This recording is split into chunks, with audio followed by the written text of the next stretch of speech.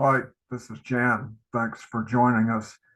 I have a lot of really nice slides from pictures, places I visited during 3 months in Europe this past summer, early May to early August. The trip was just totally awesome. There were three different primary segments to the trip. The first month was pretty highly choreographed. I knew where I was going to be, I knew what I was going to be doing. I would call it research, uh, visiting cities and towns that are known to be pushing back on cars, cities and towns, bike and pedestrian friendly. So those locations were planned in advance. I stayed with people. I belong to an organization called Servas, and I stayed with the Servas people in most of those towns, 4 or 5 towns. Awesome time, wonderful people I met, and I had a chance to see places and their bike culture that I'd read about. I'd seen pictures, I'd seen YouTube videos, but I went to these places in person. Another segment of my trip, about a month, was sightseeing. I just wanted to go to places where I hadn't been before, most of them, and just see the lakes, see the mountains, see the coastline. A good bit of this was with bicycle. I bought a bicycle early on in my trip, and I had a bicycle with me the whole time I was in Europe. So I can't live without a bicycle. And then the third segment was almost entirely in Sardinia. I definitely had some ideas of places I wanted to go, but I didn't really have any kind of a schedule or pre-arranged rendezvous or places to meet people. But I had made contact with some people in Sardinia before I left by way of Facebook and the internet. So I had some bits of connections, and some of those connections came into reality when I was there. I had a wonderful time in Sardinia. So let's just do a little bit of a screen share, and I will take us to this place here, slideshow. And I really enjoy doing a show and tell. There's a lot to see here. I'm going to do a number of different presentations for different parts of my trip. So this is only part one right here. But of course, it will be going to YouTube and the other ones will be as well. So what we're looking at here, I flew from Seattle to Amsterdam. That's about 11 hours in the air, and you kind of go up over Hudson Bay and Greenland. Amazingly, even though I'm geographically inclined, I wasn't prepared for the fact that leaving uh, fairly midday from Seattle and then arriving in the morning in Amsterdam, I never saw dark. It was the flight of the midnight sun. It kind of got a little bit darker somewhere over Western Greenland, not very dark at all, just sort of a little dusky. And then it noticeably started getting light again. And I said, wow, so this is kind of what the midnight sun is like. This map here shows where I went. I started out here in Amsterdam. My first destination was Groningen here in northern Holland. Had a contact in Groningen. Groningen is a bicycle friendly town, as I found out. Then several days later, I went to Houten and was there for several days. I'll talk a little bit more about Houten. I went to Strasbourg. What a beautiful city. And then the orange lines here indicate where I used a bicycle. I biked from Strasbourg to Freiberg. It's not so far. Here's the scale here. That's only 60 or 70 miles.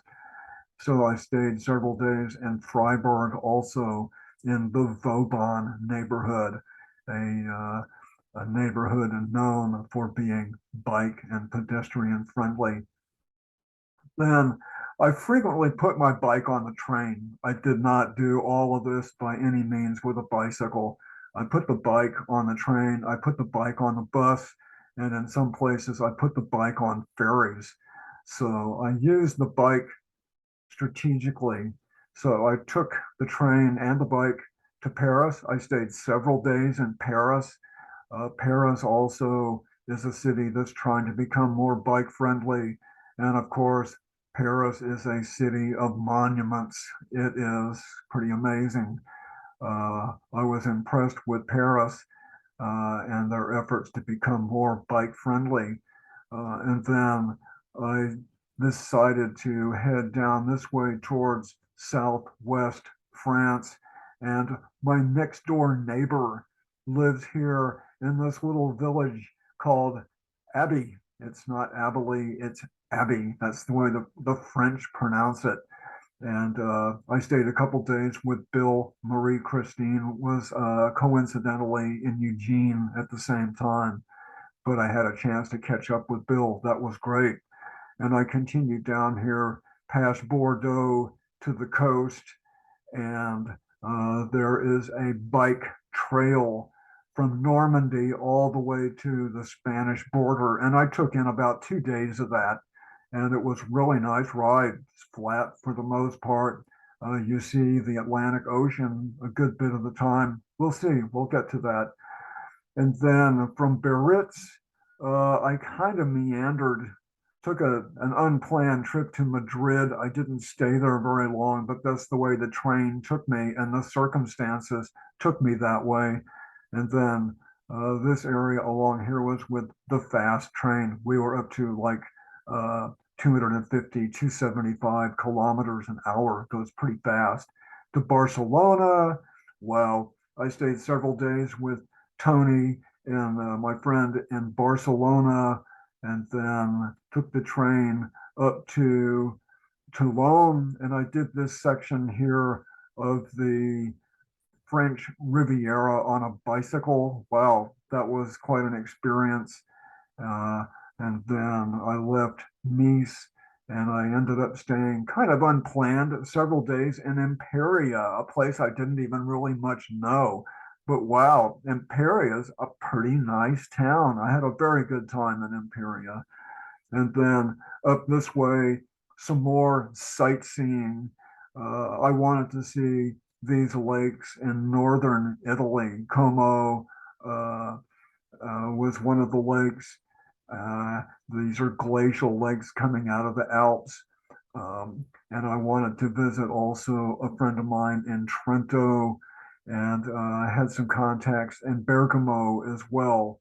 And after a couple weeks up in this area and a good deal of bike riding also, I came back through Genova and then along the coast, of course, Cinque Terre, a famous uh, gotta go there kind of set of small towns along the coast here uh, in Liguria in Italy. Wow. It was a short visit, but it was a nice visit.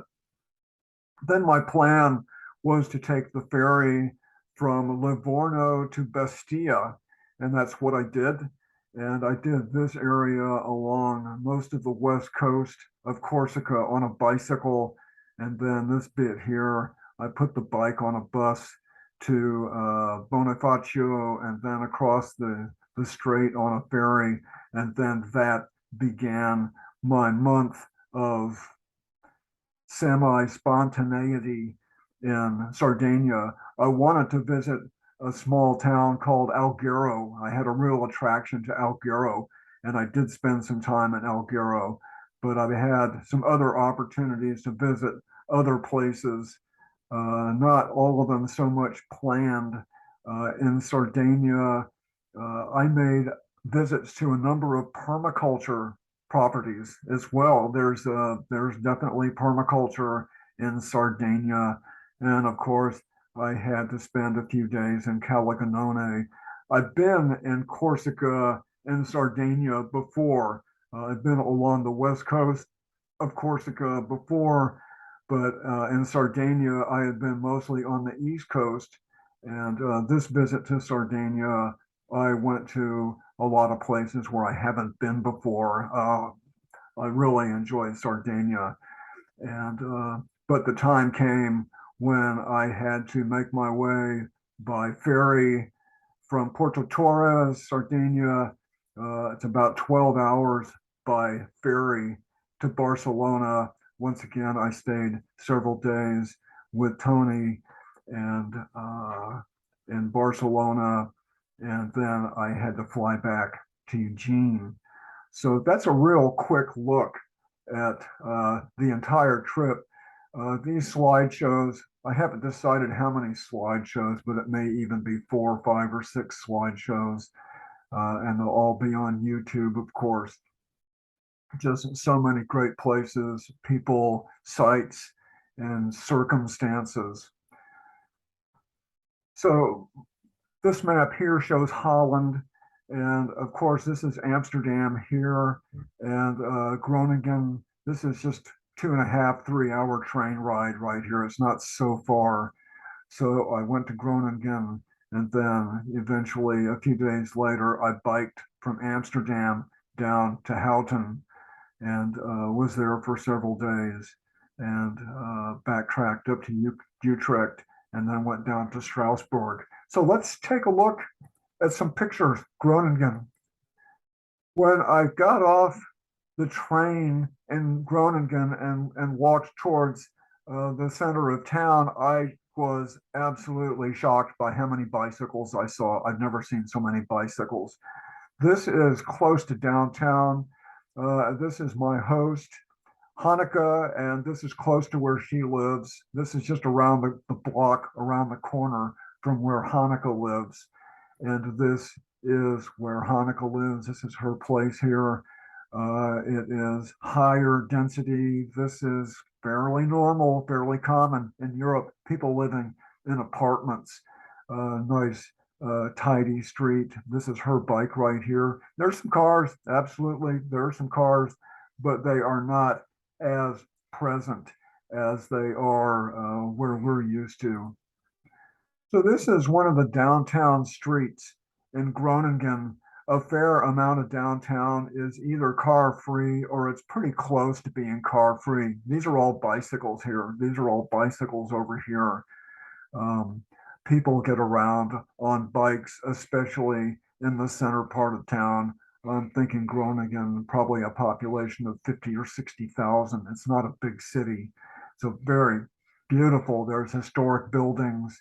It's flat. It's a very attractive town. This picture here is near the train station, and these are all bikes that are used. People leave them at the train station. They go to the train station, take the train, and come back and use their bikes. There's a lot of bicycles, and this is only a small number of the bicycles as well. One of the most interesting places to visit in Groningen is their community center. This is an ultra modern, I think it's maybe about 2 years old, I was told, community center for people just to come. There's theater, there's workshops, there's a library, there's crafts, there's lots of escalators as well. This is a just amazing architecture for a city this size to have a facility like this. It kind of was a preview of a theme repeated often during my trip. In Europe, there's not as much private space, so there's, I think, more investment in public spaces because people need a place to meet. And this community center in Groningen was just beautiful. I spent some time here just sitting and enjoying the architecture and lots of people there. This is a restaurant up on the 5th floor of the community center. Really, really nice. I came up here one evening. There's a terrace up on the roof, and you can get some really good views of Groningen from that terrace. So, first day I was there, we went on a bike trip. We went around a big lake just on the periphery of Groningen. Of course, there's canals all over the place in Holland. There's canals in a lot of places in Europe, actually, and a lot of people live on these barges. Pretty amazing. I've really enjoyed seeing these barges. They're very common. You see a lot of these in Paris as well. This is one place we stopped on that bike ride. This is the lake we went around.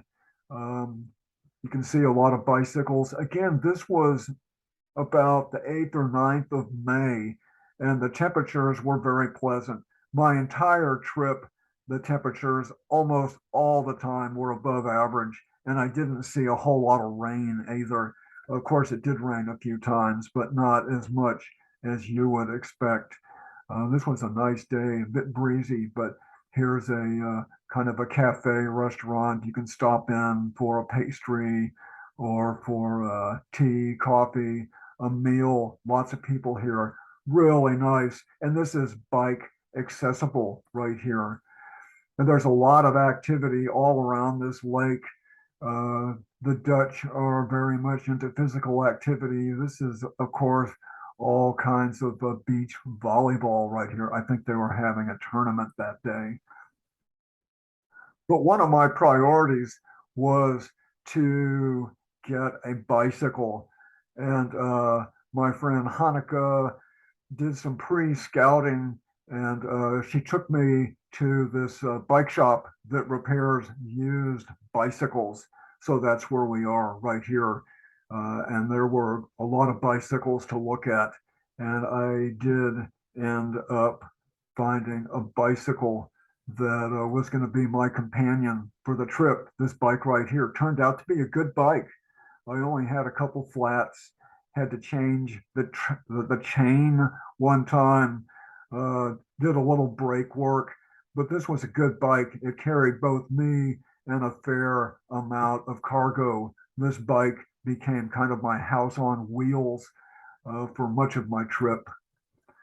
So this is just a photo of a street in Groningen. You see bikes and there's some cars too, but this was just a preview of the European cafe culture. Uh, there's just everywhere I went, there's people are out, with a beer or tea, dinner out in a outdoor along the street sidewalk cafe. That is extremely common in Europe. Um, these couple pictures show a little bit of a transition. In Groningen, the closer you are to downtown, the more bike friendly it is. This picture here was taken, oh, maybe a half a mile from downtown, still very bike friendly, but you're seeing more cars here. Essentially, the further you go from downtown, the more cars you see. And that's even true in the United States. Older neighborhoods closer to the center of town tend to be a little bit more walkable than more suburban neighborhoods.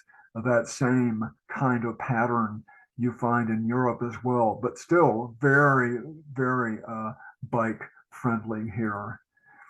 And this is taken a few blocks from the previous photo, and it's becoming a little bit more dense. There's fewer cars here. There's more bikes. There's a canal right there.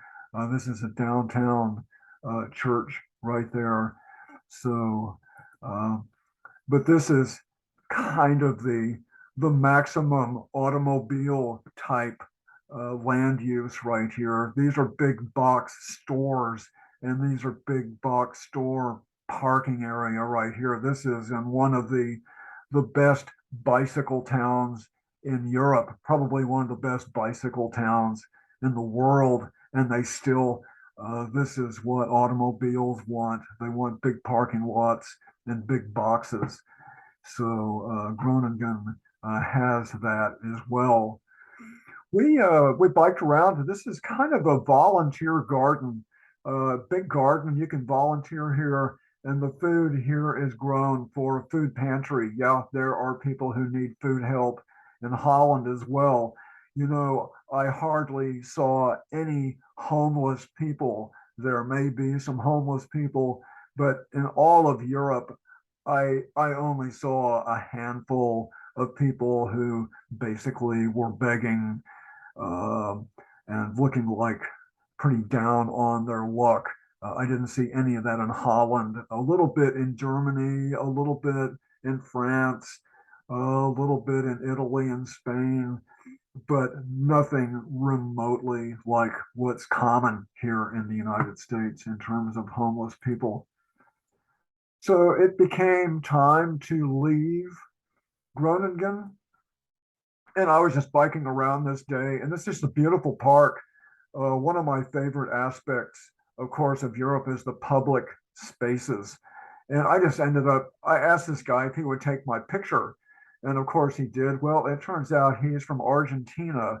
And this is his mom. And of course, she's from Argentina. So I had a nice chat with them. He was showing her around because he was living there in Groningen. And what a nice place, to show people around these kinds of public spaces. I had a wonderful time in Groningen. So I returned to Amsterdam briefly on the train.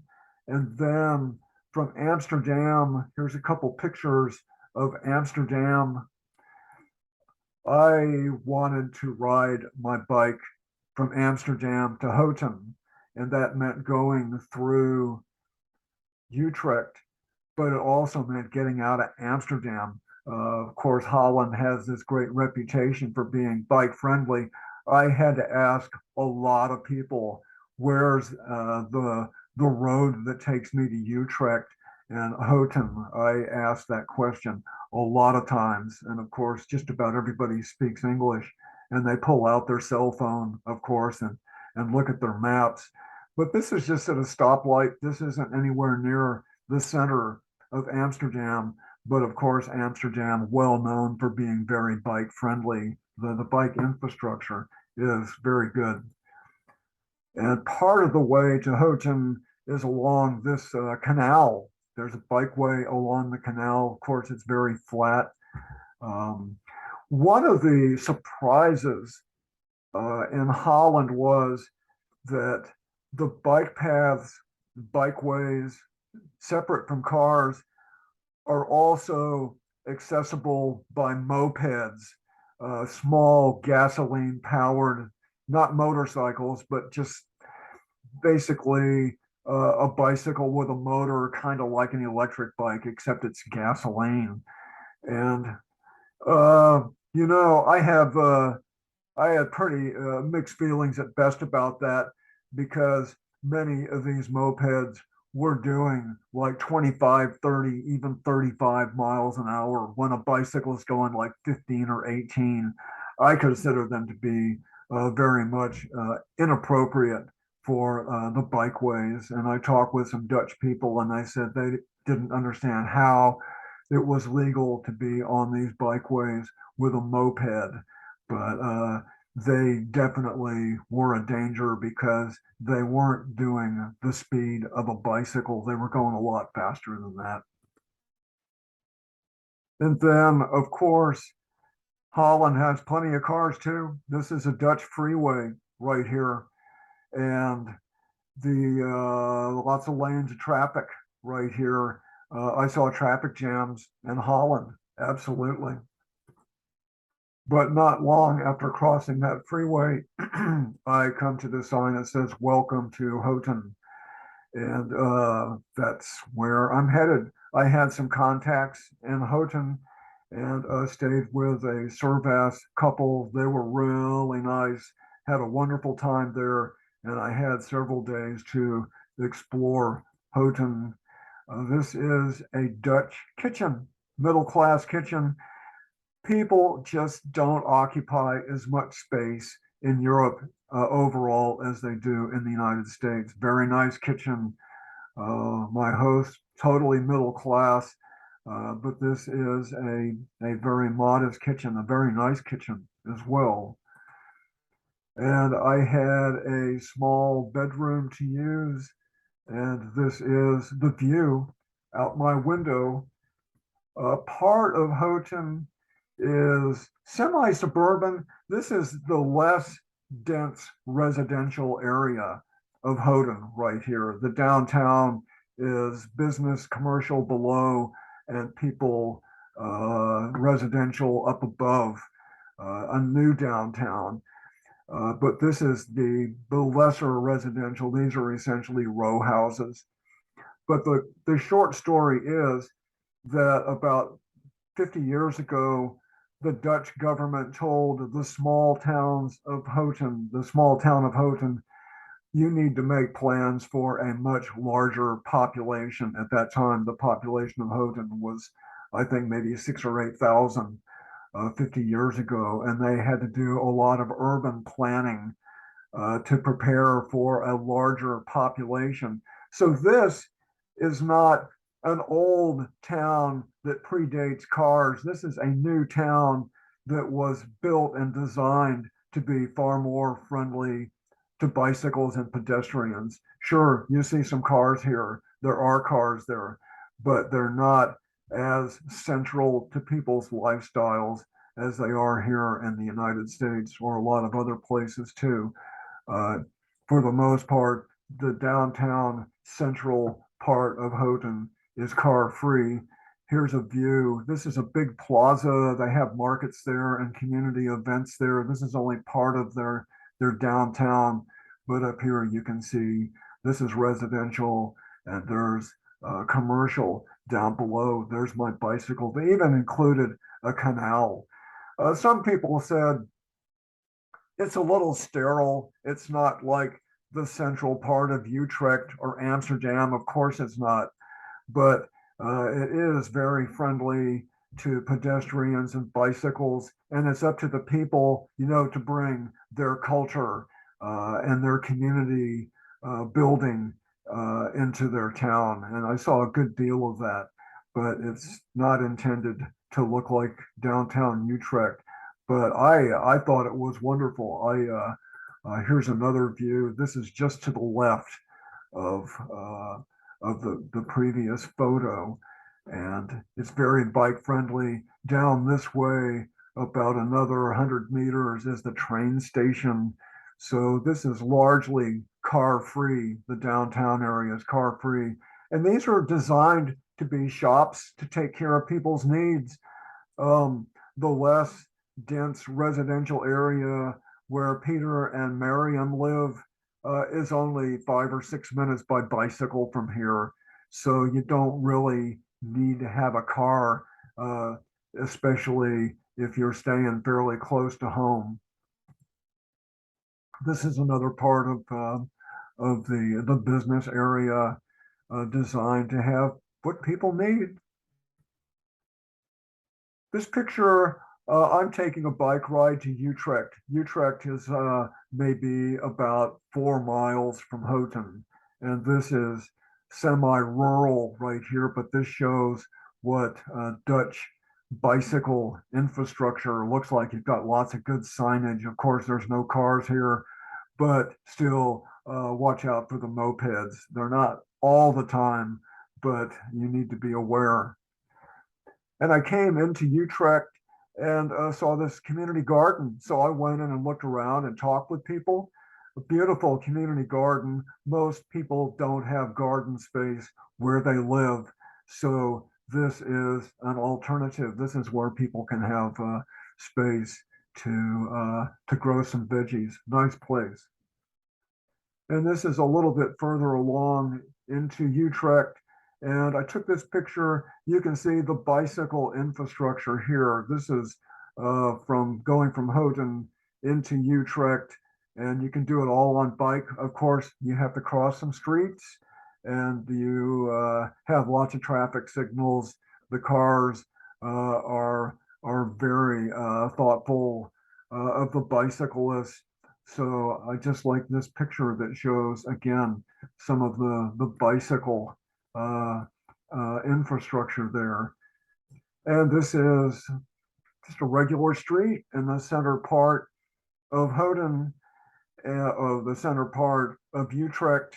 And there would be a car go by now and then, but it's very much pedestrian oriented. Bicycles, there were lots of bikes that went by. Of course, lots of people outside in the cafes. The weather was nice. And of course, there are lots of canals in Utrecht as well. Uh, I saw some really nice looking places down on the canals.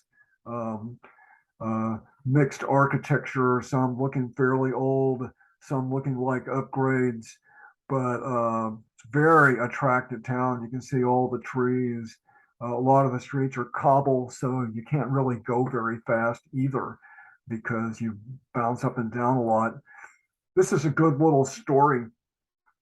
I was on this one almost entirely a bicycle little street going over this little canal right here. And just off to the left of this picture, there is a climbing rose. And I saw these plants. This is an olive tree. I was amazed. It's in the ground. That tells me something a little bit about the climate here. But I was looking at the rose, and this little boy was down here by the bicycle. He and his mom were down here by the bicycle, and he saw me smelling the rose, and he kind of toddled up here and looked up at me and said something to me in Dutch. And of course, I didn't know what he said, but I called out to his mom. I said, "Oh, what did he say?"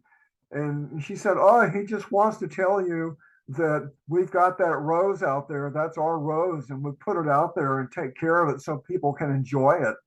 Well, that was pretty cool. And I ended up talking with this woman for a while. This is where she or her son and her husband live in this just really beautiful uh, uh, location here in a nice looking residence. She told me when I asked her, "Is this expensive?" She said if they sold this place, they would be rich because it's really a choice location. But you just see so many nice places. It's really beautiful. Urban areas can be wonderful places to live. So I am back in Houten. This is at the train station. Once again, lots and lots of bicycles. I am about ready to get on the train with my bike to go back to Utrecht, and then I will take the train to Strasbourg, France, several hours to Strasbourg. And this is what the train station looks like. This is for a town of about 30,000. Groningen did develop itself to accommodate the increased population, and they built a second new town, almost like a figure eight, next to the older part of Houten, and that's about 30,000 people too. But this is a train station for 30,000 people, and I was enormously impressed. Of course, you can take a train and go just about anywhere. Um, but before I went to the train station, I had one last meal with Peter and Miriam. Here we are at their table. They were just really nice hosts. We had a lot of good conversations. Miriam actually rides her electric bike like 25 kilometers to where she works. And Peter does a lot of work at home by computer. So this was a wonderful visit. I got a little small space back here, but I left with a very good impression of Houten.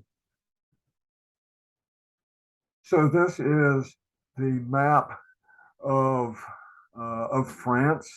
Houten is back up here.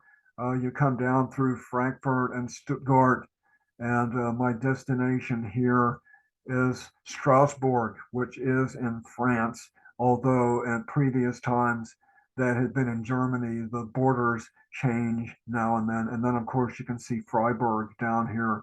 Paris is over here. So let's take a little bit of a look at Strasbourg. This is the view from my host's balcony. I like taking pictures from where I stayed. This is dense living. This is what a lot of Europe looks like. Strasbourg is also a bike friendly place. Many consider it to be the most bike friendly city in France. Um, We did a lot of bike riding around. My serve as host and I did a lot of bike riding. Of course, I had my bicycle and saw a good deal of Strasbourg. We went into the center part of town. I just saw this this balcony here, terrace, just with a lot of greenery, a lot of plants up here. It just looked really, really nice. And then you see this kind of mix of fairly contemporary with older type of architecture, quite a nice mix.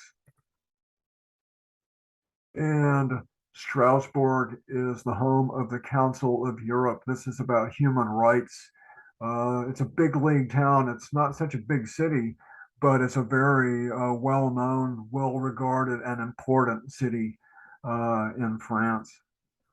And this is downtown. Once again, variety of architecture. Um, this is a big public space. I was just constantly impressed and enjoyed the public spaces of Europe. Um, Again, there's not as much private space, so it's important to have public places. Of course, a large percentage of these people are likely, like myself, they're tourists, they're visiting, they're in Strasbourg. So here we are out walking around. There's water. There's this big canal that goes through Strasbourg. This Some of these buildings here are 300 and 400 years old, and we are out enjoying the sights. A lot of this on foot as well. Strasbourg is just so pretty. We went inside the big cathedral, and I think this is what you call kind of a glockenspiel. This is a big clock, and when the hours change or the days change, all these different figures kind of come out like they're on a merry-go-round, and they kind of go through these different motions. Uh, this is probably many hundreds of years old. I can only imagine what what this looks like back behind these coverings, with all the gears and the rods and all the machinery back behind here. And it did change time while we were there, and it did its performance. And of course, all these people were waiting to see the performance. So here we are at an outdoor cafe, and there's a canal over here. And this is just a huge, I'm told this is a London plane tree. It looks a lot like a sycamore, but it is, whatever it is, it's big. And we enjoyed a beer here, had wonderful time with my host. Um, and because she knows the nice places to go, we only had time to see a little bit of that. But once again, this is still mid-May, and it's a beautiful day to be out biking and walking. But my time in Strasbourg was fairly limited, so it was time to go. My next destination was Freiberg in the Vauban neighborhood. So this is leaving Strasbourg. I biked to Freiberg. There is a canal that you can follow all the way to Freiberg. This was really nice. These are a couple of swans out here. The Rhine River is just back over this way, maybe a few hundred meters. Much of this bikeway is paved, but this part was hard packed gravel and dirt. Very comfortable, very good surface. So this was what I saw. I was companion to this canal much of the way. And of course, there are other people out on their bikes. Some of them are local, and some of them are traveling a good distance. This couple was from Holland, and their destination was Rome, Italy. They had a long way to go, but somebody had put out this table and a bench and water for the people going by on bikes. So we made good use of that. And actually, it was nice to sit in the shade because even in mid May, I'm guessing it probably was 75, 78 degrees. It was a warm day. A little bit further along on that bikeway, and the trees kind of gave a break, an agricultural field. And this is just a little bit of what that part of France looks like, fairly flat with some hills off in the distance. And this is my biking arrangement right here. I had my backpack here, and that was with camping gear. And then I had some panniers with food and clothes. And then I really liked having a basket in front, so I have easy access to my shoulder bag right here. This worked out really well. So I found my way to Freiberg, and asking directions a couple times, I found my way to the Vauban neighborhood. Freiberg's a pretty good sized town. Um, this is the Vauban neighborhood. You can see, yes, there's a car, there's bikes. You can have a car here, but you can't use your car like some people like to use their car. If you want to have a car and you live in Vauban, you have to pay 20,000 euros a year for a parking place in a city garage not very far. So it costs you, if you want to have a car, it costs you a bunch. You can drive a car in here, but you can't park here. You can deliver your groceries, or a friend can deliver their luggage to your place, but you can't park in this part of the neighborhood.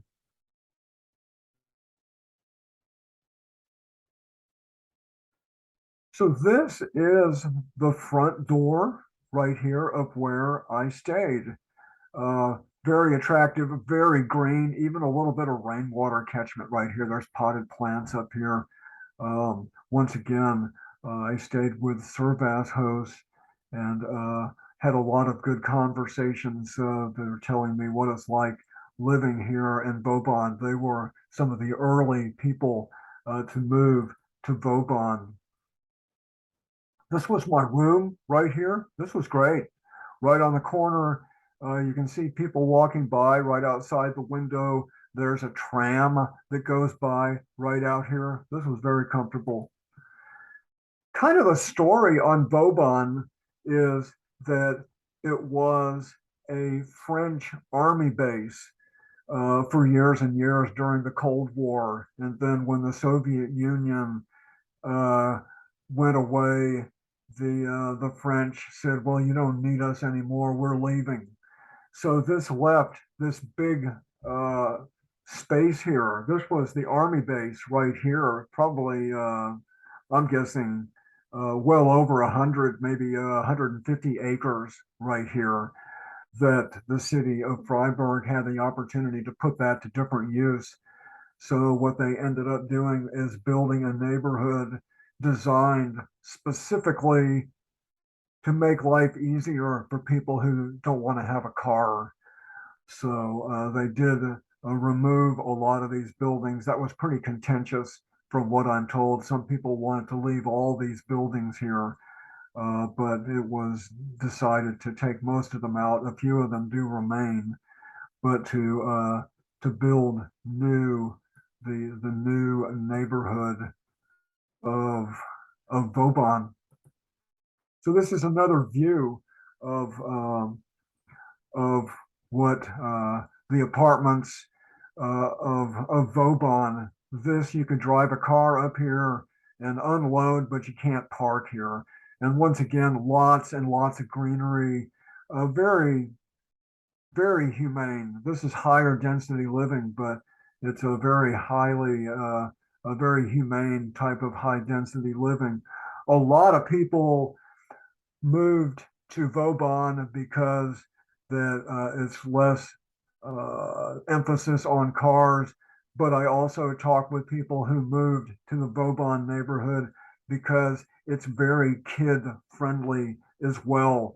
This is a really nice playground. These are apartments. You could be a parent and kind of look out and see how your kids are doing. There were a lot of playground areas.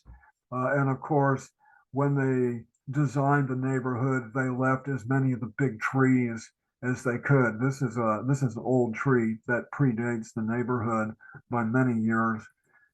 And this is kind of a big public plaza. There are events and demonstrations that happen here in this big public plaza.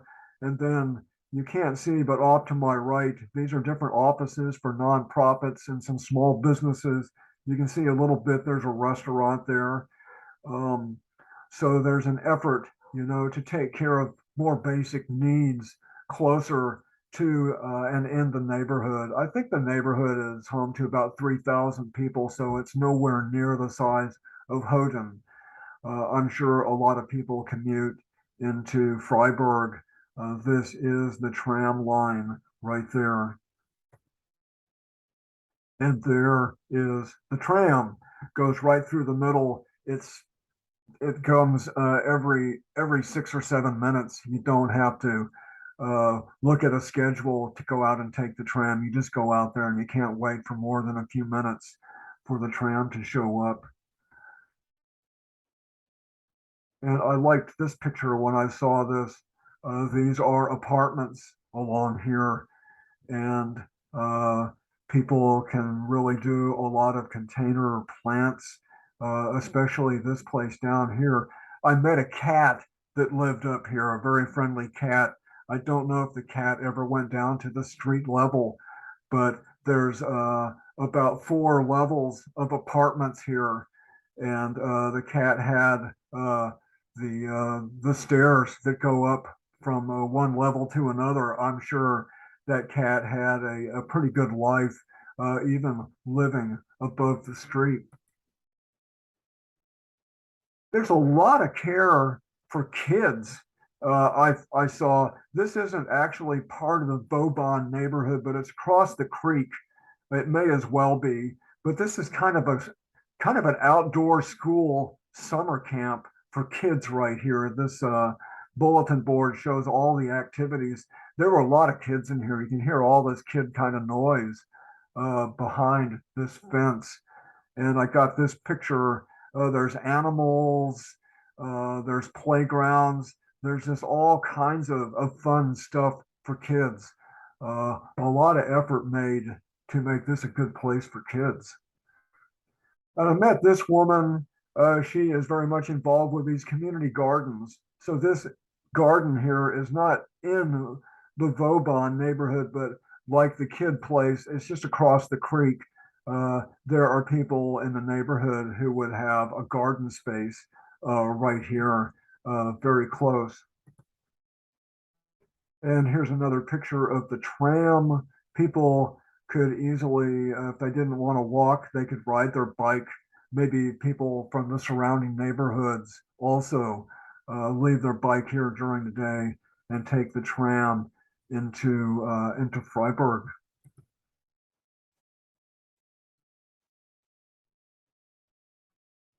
Where is this picture? Huh, I'm frozen. That's interesting. Okay, well, maybe we're about ready to leave Freiburg anyway. So let's just call it enough of the slideshow. The slideshow's frozen. Okay, all right. Well, I am going to be recording another slideshow. This one will go to YouTube, and there'll be more slideshows, and I'll put word out to those interested. You can also check on my website, suburbanpermaculture.org, for when the additional slideshows will show up on YouTube. It's going to take some time. I've got a lot of pictures, but I want to do nice slideshows, very enjoyable, good stories. Great to see some of these sites in Europe. So I am going to say enough for now, and I'll let you know when I have another slideshow. Thanks for joining us.